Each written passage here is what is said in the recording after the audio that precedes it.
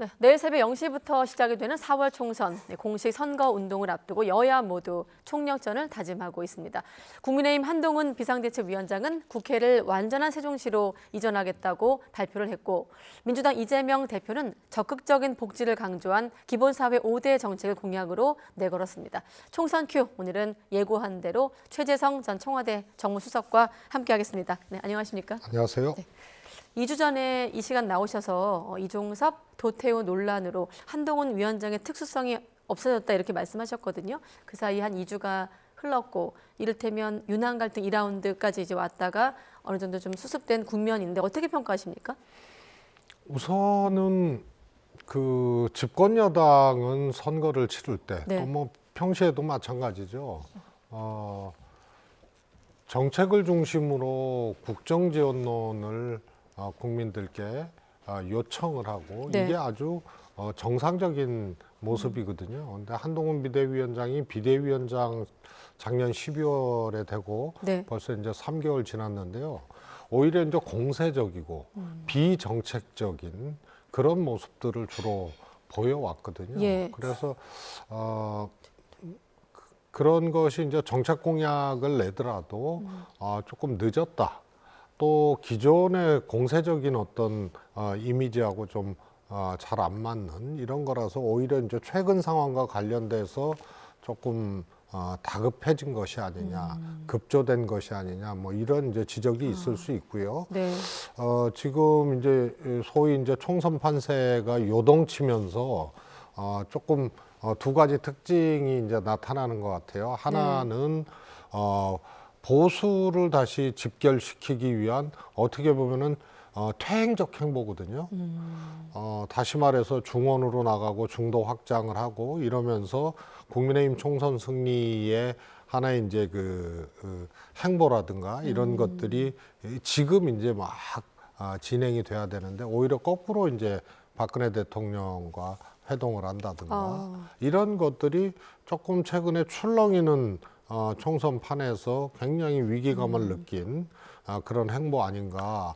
대구 지지율도 막 출렁거리고 네. 있거든요. 그 다음에 이제 정책 공약을 비로소 이렇게 내놓는 것도 그와 연관된 것이 아닌가. 그래서 이런 이제 특징적 요소가 선거에 돌입하면서 나타난 것이다 이렇게 보고 있습니다. 박근혜 전 대통령 예방을 포함해서 보수 집권을 위해서 퇴행적 행보, 급조된 것이다. 그렇죠. 총선 승리를 위해서는요. 원래 이제 집토끼 단속을 하고 네. 그 다음에 이제 확장적으로 유권자 공략을 해야 되는데 지금은 이제 총선 13일 네. 남았단 말이에요. 내일이 이제 시작이니까. 네.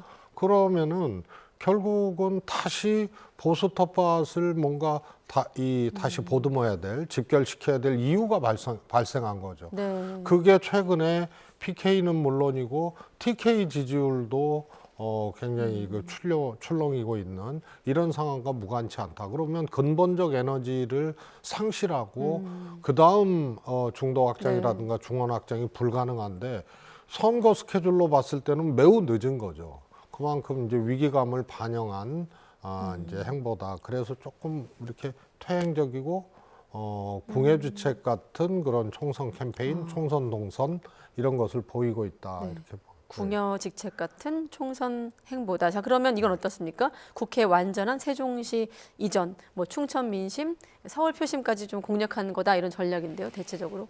같은 맥락에서 보여질 수 있는데요. 우선 이제 두 가지 장면이 있어요. 먼저 윤석열 대통령이 지난 대선 때 네.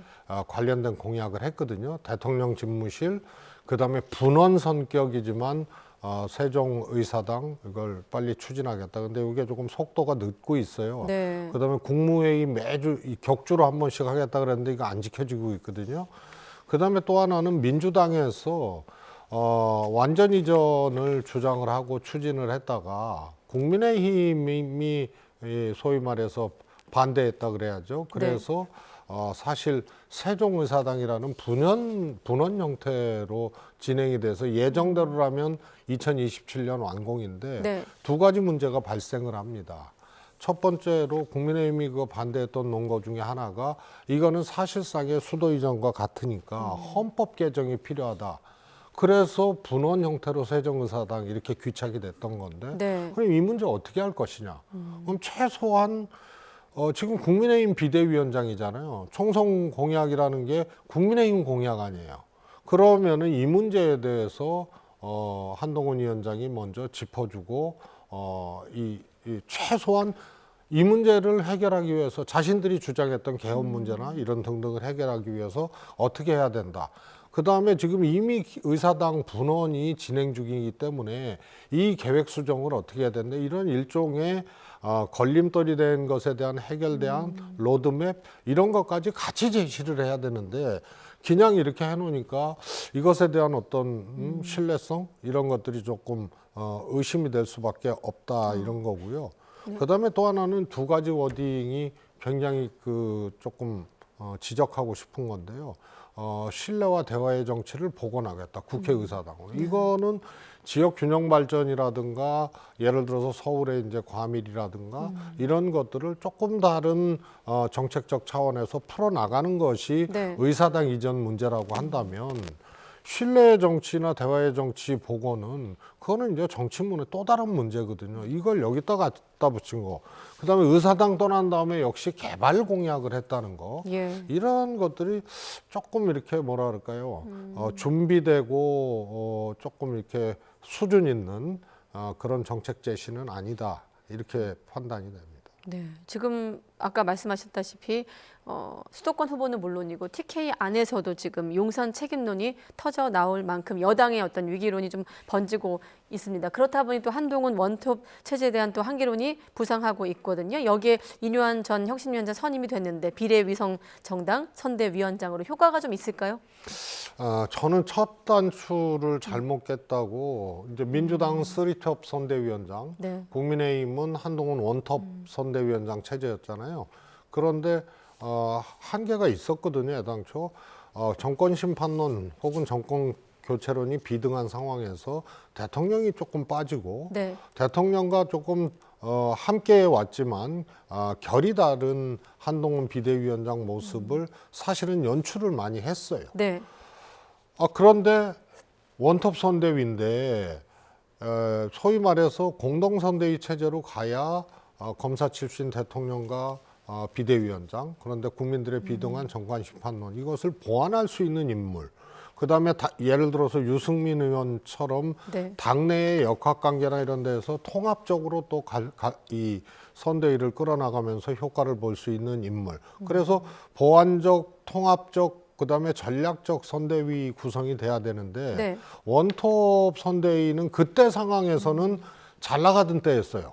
지지율이라든가 총선 판세라든가 이런 것들이 그러니까 이런 것을 좀 숙고하지 못하고 굉장히 조금 뭐라 그럴까요 위기에 약하고 상황 관리가 어려운 그런 선대위를 출범시켰고 지금 그 상황에 맞닥뜨려 놓으니까 네. 뒤늦게 이제 인요한 선대위원장 그다음에 유승민 의원 필요성 거론 뭐 이런 것까지 나오게 돼서요.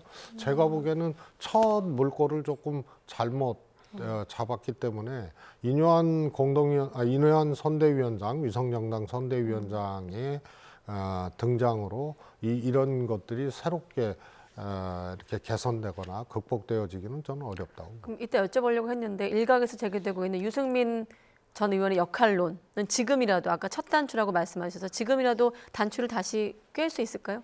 저는 유승민 의원이 이준석 신당에 합류하지 않겠다라고 했을 때 최소한 출마할 수 있는 그런 조치들을 해줬어야 된다고 보고요. 네. 그런 것을 하지 않은 상태에서 지금 선대위원장으로 결합한다.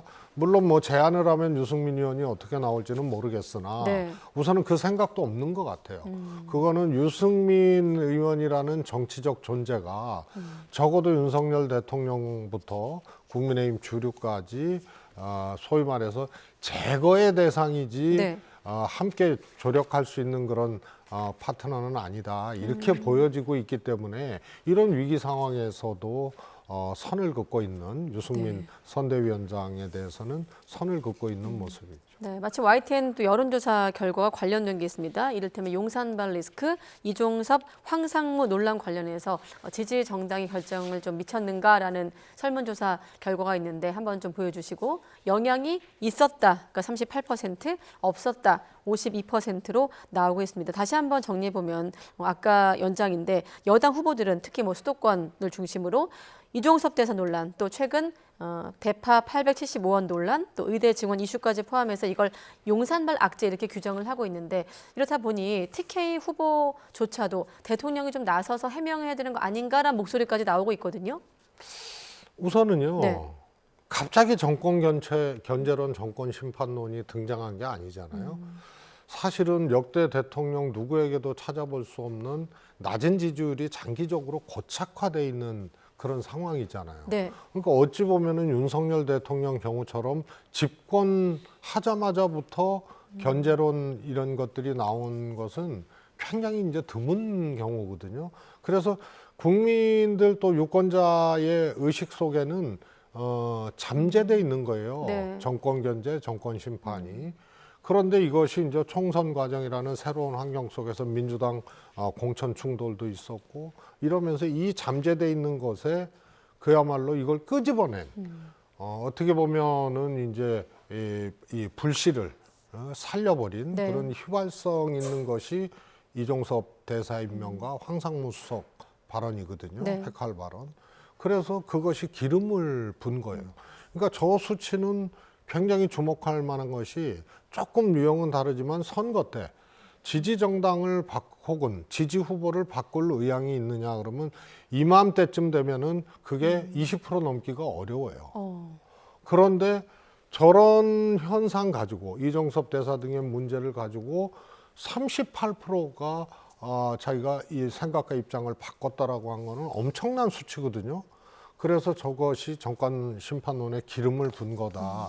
그런데 이런 겁니다. 네. 말실수라든가 혹은 후보를 잘못 공천해서 공천 취소를 한다든가 혹은 또 공천 과정에서 충돌이 발생했다든가 이런 네. 것은 사과하거나 후보를 사퇴시키거나 아니면은 공천 끝나고 후보 등록해서 총선 체제로 가게 되면 지나간 일이 돼버리는 건데 물론 그걸로도 유권자들 평가가 강력하게 내려지는 잣대가 될 수도 있습니다만 네. 그런데 정권 견제론, 정권 심판론은 그게 더 이것이 이제 불살라지고 더 타오르게 되면은 이거는 사과해서 될 일도 아니고 또 이것을 해법이 없는 거예요. 이미 국민의 생각 속에 그렇게 경험하고 잠재되고 이것이 분출됐기 때문에요. 그래서 굉장히 이제 저거는 어려운 거다. 정권 심판론이 타오르게 되면. 대통령이 지금 시점에서 어떤 설명을 하라는 요구가 있는데 필요하다고 보십니까? 필요하다면 실효성이 있을까요? 모든 게 이제 시기가 있는 건데요. 이제 지나가 버린 일이 된 거죠. 예를 들어서 원래 이제 정책은요, 또 대통령의 어떤 행위죠. 네. 이런 것은 사실 바꾸기가 어려워요. 대사를 임명했는데 대사 임명을 다시 철회를 한다? 그러면은 더 우스워지는 거거든요. 그래서 대통령의 결정, 판단, 언어, 행위들은 숙고의 과정을 거치고 검증의 과정을 거치고 때론 논쟁하고 이러면서 여러 가지 측면들을 고려해서 신중하게 해야 되는 건데 불가피한 측면이 있다고 그렇게 생각은 되지만 네. 대사 임명은 다른 거 다 떠나서 왜 그 최상병 사건의 핵심 피해자를 그것도 외교 최전선 대사로 임명했느냐 이거에 대해서 임명권자 대통령이 설명할 수도 없고 설명해도 납득이 안 가는 거고 이미 지나간 행위가 돼버린 거기 때문에 네. 저거는 번복하기 어렵다고 보고요. 그다음에 그것을 다시 설명하는 것이 지금 단계에서는 이미 뭐 대통령실 설명도 나왔고 다 나왔기 때문에 의미가 없다. 네. 그래서 참 양난이죠. 사과하고 혹은 처리할 수도 없는 거고 그렇다고 그냥 둘 수도 없는 거고. 네. 자, 국민의힘 일각에서 이렇게 위기의식을 키운 것은 아무래도 정치권 일각에서 범야권 200석 전망이 나오기 때문 아니겠습니까? 관련 발언들 한번 모아봤는데 잠깐 들어보겠습니다. 개헌까지도 가능하고 탄핵까지도 가능하고 대한민국의 헌법부터 현 정부까지 모든 것을 바꿀 수 있는 의석수가 200석이라고 생각합니다. 이회 독재, 범죄자 독재가 되는 것을 막기 위해서는 국민의힘이 최선을 다해서 많은 의석을 차지해야 된다고 생각을 하고 있습니다. 단순히 총선의 의석수를 예상하고 그렇게 충분히 우리가 된다라고 하는 것은 오만하게 비칠 수 있다고 생각합니다. 여러 가지 민생 개혁 입법들이 대통령에 의해서 거부권이 행사되고 국회로 다시 넘어와서 재의결되지 못하고 부결되는 상황을 보면서 민생 개혁 입법을 할 수 있는 의석수가 필요하지 않느냐. 200석이 갖고 있는 어떤 상징적 의미도 있지만 물리적인 또 숫자이기 때문 아니겠습니까? 설명 좀 해주시죠. 네. 이제 헌법으로 따지면은 이제 개헌선 또 소수당은 개헌저지선 네. 이렇게 되는 거고요. 근데 국민들에게 익숙한 장면이 대통령의 재의권 남발이 있었거든요. 그래서 재의권에도 불구하고 제의를 해서 가결시키는 요것도 개헌선하고 일치를 하잖아요. 네. 그래서 이제 예를 들어서 뭐 특검으로 따지면 특검에 대해서 통과됐는데 제의했다. 그러면은 다시 제의를 해서 가결시켜서 통과시킬 수 있는 게 개헌선하고 똑같거든요. 네. 그래서 집권 여당이 어떻게 보면 개헌저지선, 특검저지선 이런 것을 지금 호소하게 되는 그런 상황까지 온 거죠. 장동혁 사무총장 멘트를 네. 봐도요. 그래서 그것이 갖고 있는 의미는 굉장히 폭발적인데 그렇게 가기는 어려울 거예요. 특정 정당이 뭐 200석을 한다거나 뭐 이런 것들은 어려운 상황이고. 범야권 200석은 어떻습니까? 저는 그것도 쉽지 않다고 봅니다. 그래도 아무리 정권 심판론이 이제 세도 적어도 TK, PK 기본적인 정치 구도, 유권자 구도, 지역 구도가 있기 때문에 네. 제가 보기에는 200석, 범야권 200석 이런 것은 쉽지 않은 거다. 네, 알겠습니다. 자, 민주당 앞에 좀 길어져서 뒤에가 좀 갈 길이 먼데 서둘러 가겠습니다. 자, 임종석 전 실장이 내일 전현희 후보 지원 유세 나설 예정이다 보니 임종석 전 실장과 이재명 대표 만남도 관심이거든요. 좀 어떤 모습이 연출되고 이 장면은 좀 이 총선 국면에서 어떤 상징성이 있을까요? 그 임종석 실장이 백의종군을 얘기를 했잖아요. 네. 그러니까 전현희 후보 임종석 전 실장이 출마하고자 했고 과거에 의원을 했던 지역이기 때문에 백의종군하는 임종석 실장이 이 전현희 의원을 지원하지 않는다. 그거는 좀 맞지 않는 얘기니까 당연히 가야 되고요. 네. 그다음에 저 지역은 또 이재명 대표 입장에서도 반드시 가야 되는 그런 지역이기 때문에 자연스럽게 이제 만남이 되는 거고요. 전현희 후보를 가운데 두고 손까지 지켜드는 그런 상황이 이제 나오게 됨으로써 세 사람이. 그렇죠. 총선 과정에서 이런저런 이제 공천 두고 이런저런 얘기들이 그 장면으로 일단은 마무리되는 거다. 이렇게 보고요. 좀 통합적 내지는 좀 긍정적으로 마무리되는 그런 장면이 그러면 내일 이제 전현희 네. 의원 출정식에서 나오게 된다 이렇게 봅니다. 세 사람이 손만 치켜 세우고 아니면 어떤 메시지도 나올까요? 메시지는 각각 이제 격려 말씀이라든가 이런 것을 하면서 네. 각각 할 건데요. 이게 무슨 뭐 협상이나 타결이나 이런 형태의 것이 아니기 때문에 각각의 메시지는 있을지언정 무슨 함께 뭘 하겠다 이런 이제 어떻게 보면 합의 내지는 뭐 이런 류의 메시지는 있을 수가 없는 거죠. 그렇군요. 자, 민주당 최근 어떤 분위기가 좀 바뀌면서 낙관론을 좀 경계하면서 동시에 또 설화 단속에 촉각을 곤두세우고 있는데 이재명 대표가 또 설화 논란을 일으켰거든요. 그러니까 윤석열 정권을 비판하다가 재혼 가정을 좀 비하하는 표현을 쓰면서 논란인데 총선을 앞둔 시점 이제 14일 정도 앞둔 시점이다 보니 말조심을 좀 해야 된다 이런 경계론이 확산하는 분위기인데 수석님은 어떻게 보십니까? 이제 총선까지 이제 오늘 빼고 네. 이제 내일부터 13일 이제 경주가 들어가는데 격전에 이제 들어가게 되는데요. 나올 수 있는 것이 소위 말해서 의미 있는 후보의 과거사, 네. 과거 막말 이런 것이 생각지도 못한 데서 이제 나올 수 있고요. 그 다음에 하나는 대표 리스크입니다. 대표들은 24시간 노출돼 있고 전국을 다 다녀야 되고 그러기 때문에 뭐 대통령까지 포함한다면 각 정치 세력 정당의 리더 리스크 네. 이것이 이제 남아 있는 거죠. 그래서 원체 총선이라는 것이 예민하고 힘들고 대표 입장에서는 매일 정말로 엄청난 일정을 소화해야 되는 네. 그런 상황이기 때문에 맥락은 제가 보기에는 아무 문제가 없어요. 그러나 단어나 어휘 선택의 문제 이런 것들이 정교하지 못할 수밖에 없는 상황으로 이미 들어간 거예요. 그래서 민주당 경우에는 공동선대위 체제에서 메시지 분담 같은 것을 좀 잘해서 이재명 대표의 부담을 조금 나누고 네. 그다음에 국힘은 뭐 잘 모르겠습니다만 그래서 지금은 대표 리스크가 앞으로 있을 수 있다. 그것이 남아 있다 이렇게 보기 때문에 매우 유의해야 될 네. 그런 대목들이 아닌가 싶습니다. 그렇군요. 정교하지 못한 메시지 관리였다. 맥락은 이해하지만 자 마지막으로 조국 대표 얘기를 하고 넘어갈 텐데 지난번 나오셔가지고 민주당과 쌍끌이 효과가 상당할 것이다라고 했고 다른 방송에선 특공대에 비유하기도 하셨습니다. 저희 YTN 여론조사에서도 그런 기세가 나타나고 있는데 마지막 질문으로 지금 시점에서 다시 조국 혁신단의 약진 어떤 좀 평가가 나올까요? 우선은 이제 총선까지 네. 그다음에 총선 이후에 조금 더 이제 중장기적으로 이렇게 본다면 지속 가능한 정당이 될 가능성이 커요. 이번에 뭐 의회에 한 석 내지는 두 석으로 입성하는 정당의 미래는 사실은 좀 불안정하거든요.